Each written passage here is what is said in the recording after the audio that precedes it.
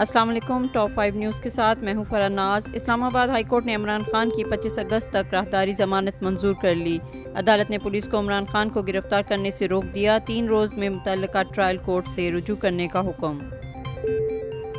शहबाज गिल को इस्लामाबाद की मुकामी अदालत में पेश कर दिया गया। अदालत ने केस का रिकॉर्ड तलब कर लिया। पुलिस के तरीक़ाकार पर अदालत का इजहार बरहमी, ये मुल्जिम है, कोई कातिल नहीं।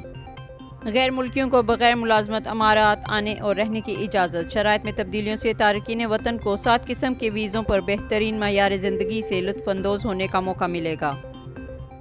गजा जंगबंदी पर बातचीत के लिए इसराइली इंटेलिजेंस चीफ का दौरा मिस्र।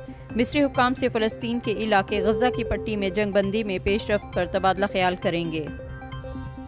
सऊदीया मुल्क में गैर मुल्कियों की तादाद के एतबार से तीसरे नंबर पर आ गया। सऊदी अरब 5 से 13 मिलियन तारकीन वतन को मुमलकत में काम करने के लिए राग़ब करके कारोबार और सरमायाकारी के लिए एक आलमी मंजिल बन चुका है।